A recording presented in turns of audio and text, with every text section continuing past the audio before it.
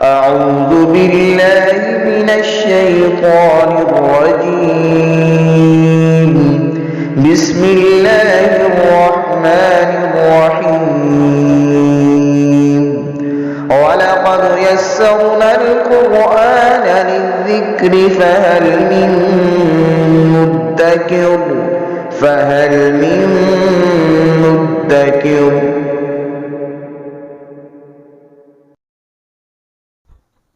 بسم اللہ الرحمن الرحیم. ہم چھٹے پارے کا دوسرا نصف شروع کریں گے. رکوع سے 35 نمبر آیا مبارکہ ہے. چھٹا رکوع شروع ہوگا سورہ مائدہ کا. اعوذ باللہ من الشیطان الرجیم. بسم اللہ الرحمن الرحیم. یا ایہا الذین آمنوا اتقوا اللہ وابتغوا الیہ الوسیلہ وجاہدوا فی سبیلہ لعلکم تفلحون.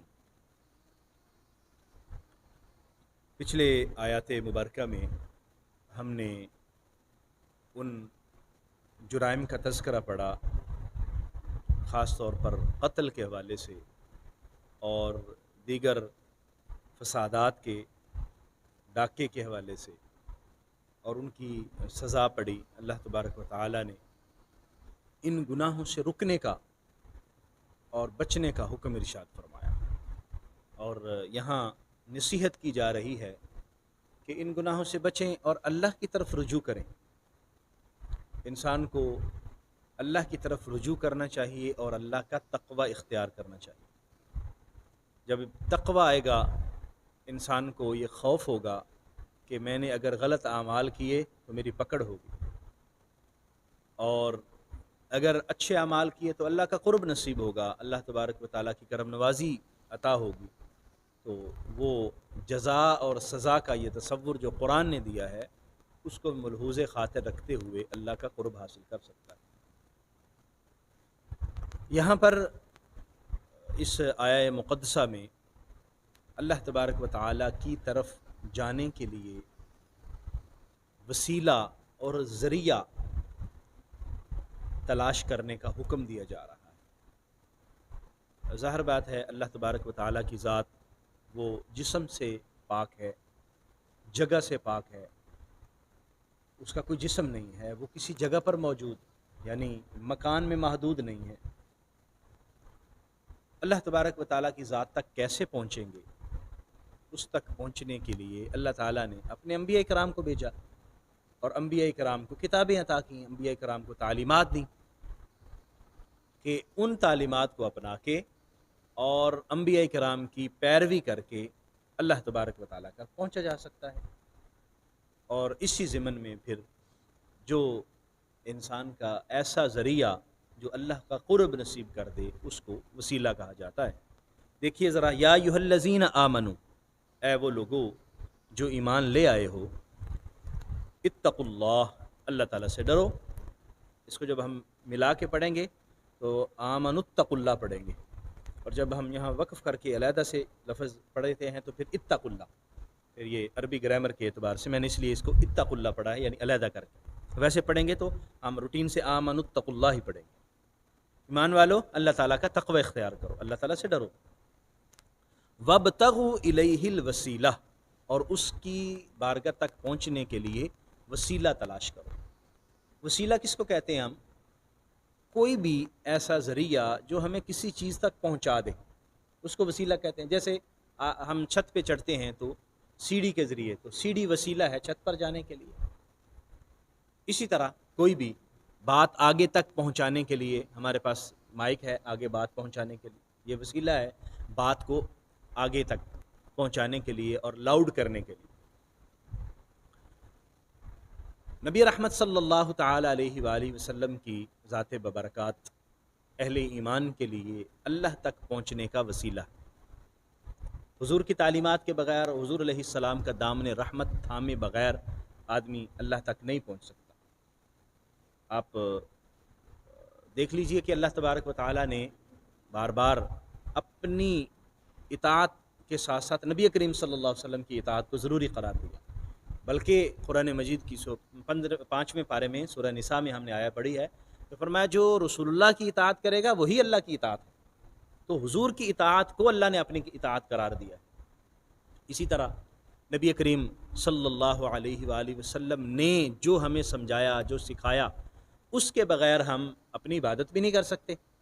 مثلا نماز ہے، حضور علیہ الصلاۃ والسلام نے جس طرح نماز پڑھی ہے ہم نے اسی طرح نماز پڑھنی ہے، تو گویا نماز کو درست طریقے سے پڑھنا یہ حضور علیہ الصلاۃ والسلام کی سیرت سے معلوم ہوا، تو ہم وہ وسیلہ ہے حضور علیہ الصلاۃ والسلام کی ذات۔ اسی طرح حج ہے، اسی طرح زکوٰۃ ہے، اسی طرح دیگر معاملات ہیں۔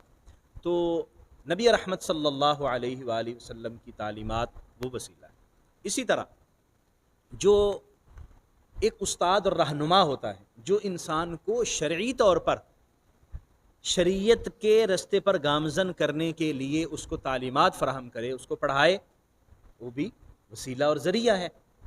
اسی طرح مشائخ جو بزرگ ہوتے ہیں، شیخ ہوتے ہیں، حضرت علامہ اقبال نے اپنے مختلف اشعار میں اس کا ذکر کیا، حضرت شعیب علیہ السلام کا ذکر کیا کہ جب حضرت موسیٰ علیہ السلام حضرت شعیب کے پاس گئے اور وہاں ان کی تربیت میں رہے تو اللہ کریم نے آگے والا سفر جو ہے وہ عطا فرما دیا۔ یعنی اگر کوئی شعیب آئے میسر، شبانی سے کلیمی 4 قدم 2 قدم، تو وہ پہلے بکریاں چراتے تھے، تو اللہ تبارک و تعالیٰ نے جب حضرت شعیب علیہ السلام کے پاس زندگی گزاری 10 سال کا عرصہ، اور انہوں نے اپنی بیٹی کے ساتھ نکاح کر دیا، واپس جب گئے تو رستے میں اللہ تعالیٰ نے نبوت عطا فرمائی حضرت موسیٰ علیہ السلام۔ تو اسی طرح جو ہمارے شیخ ہیں، جو مرشد ہوتا ہے، اس کا کام کیا ہوتا ہے؟ اس کا کام بھی یہ ہوتا ہے کہ انسان کی تربیت کر کے اس کو اللہ کا رستہ بتائے، وہ بھی اللہ تک پہنچانے کا ایک وسیلہ ذریعہ ہے۔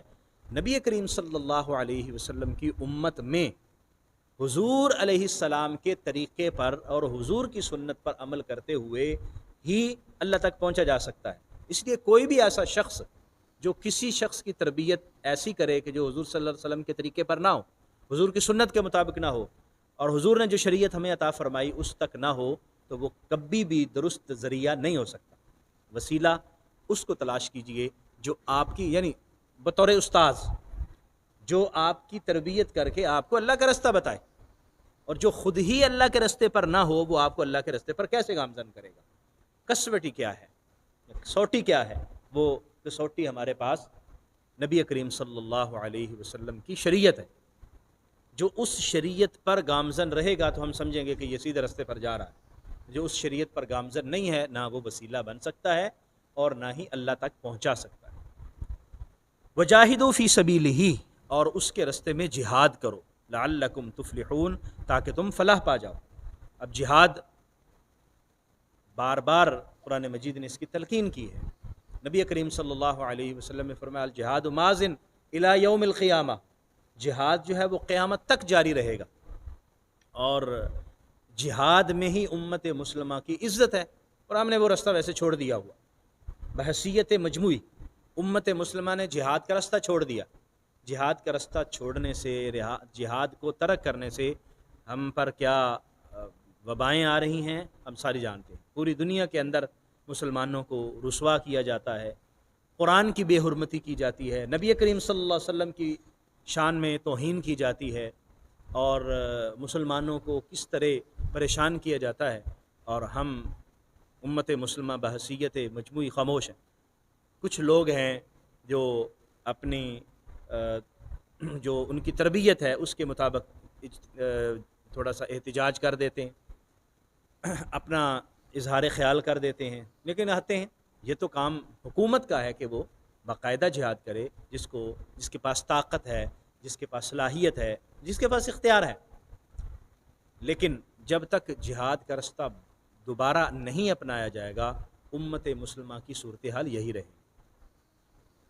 اب اس جہاد میں سب سے پہلے تو جہاد بالسیف مراد، یعنی جہاد بالسیف آج کیا ہے؟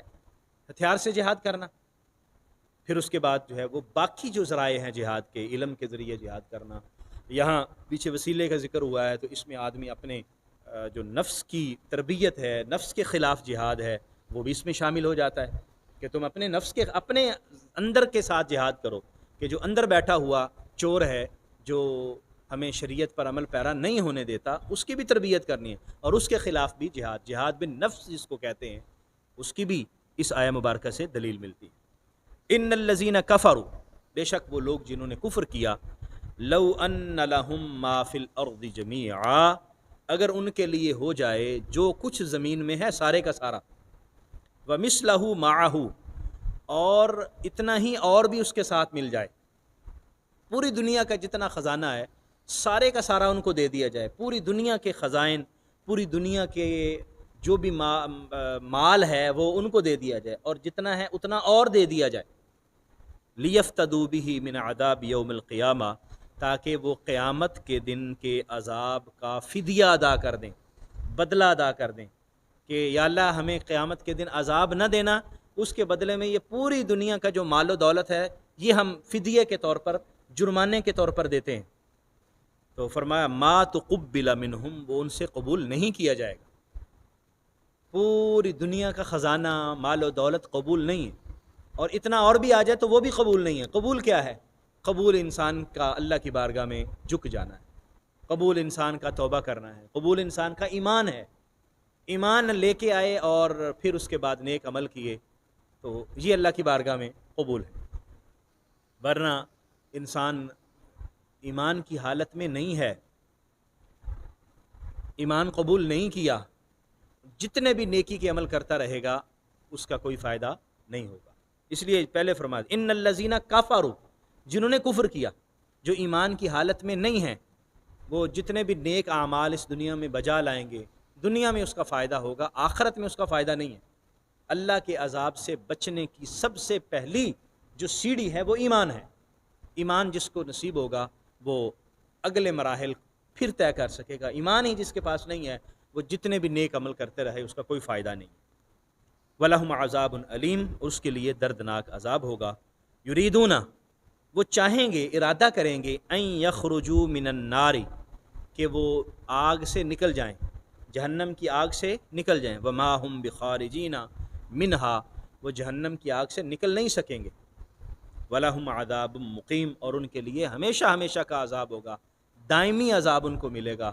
جو ایمان نہ لا سکے، وہ بد نصیب لوگ جنہیں ایمان کی توفیق نہ ہو سکی، وہ اللہ تبارک و تعالیٰ کے دائمی عذاب کا شکار ہوں گے۔ اور اللہ تعالیٰ کے عذاب سے محفوظ رہنے کے لیے اور بچنے کے لیے کیا ہے؟ ایمان، ایمان، تقوی اور اللہ تبارک و تعالیٰ کی اطاعت اور فرمانبرداری، یہ وہ اہم امور ہیں جو انسان کو اللہ کا قرب بھی عطا کریں گے، انسان کو دنیا کے فوائد بھی دیں گے، انسان کو کل قیامت کے دن کامیابی سے ہمکنار بھی کریں گے۔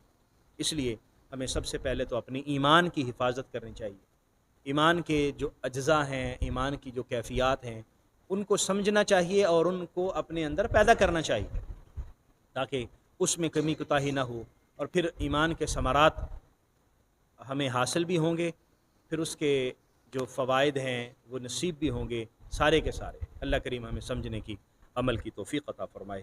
آمین۔ وآخر دعوایا ان الحمد للہ رب العالمین۔